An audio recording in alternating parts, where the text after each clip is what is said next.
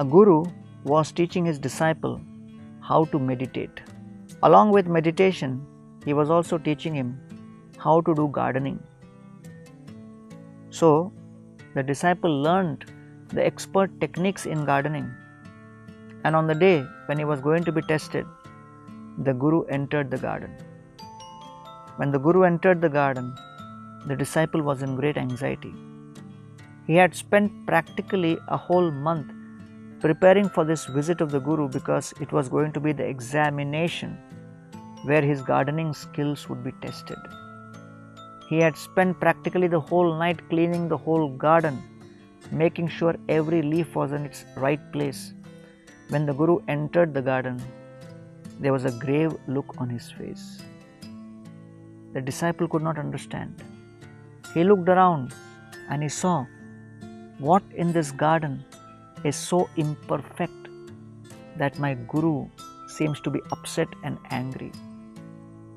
At that time, the disciple mustered courage, looked at the guru and said, "My dear guru, I have always seen you blissful, happy and joyful. Why are you looking so morose and sad? Can you explain to me?" And the guru said, "Well, I see that you have cleaned up everything so well. Where are the yellow drying leaves on the trees? Where are the leaves which are dried and fallen on the ground?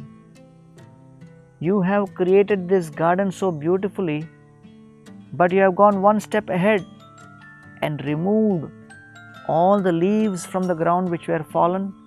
You have removed all the yellowish, graying and falling leaves from the trees and made the entire garden look extremely artificial.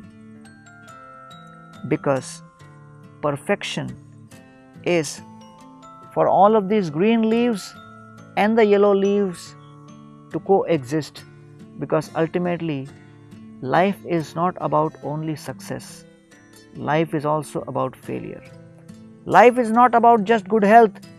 Life is also about how to tolerate disease. Life is not about only fame.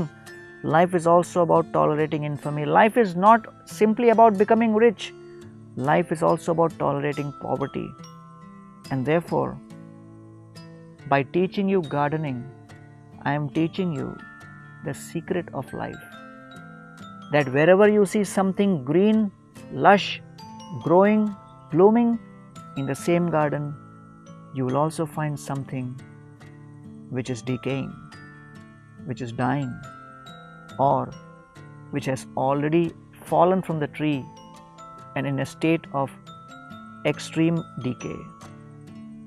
Mana eva manushyanam karanam mokshabandhayoho bandhaya vishaya sanga muktiyai nirvishayam mana. It is described that the mind is the cause of bondage and liberation. If we become attached to enjoyment, then the mind becomes the cause of bondage. And when we control the mind and become free from the desire to enjoy and see objects of this world as they are, then the same mind becomes the cause of liberation. Dear friends, let us try to control our mind and know that reality in life is all about the ability to deal with duality.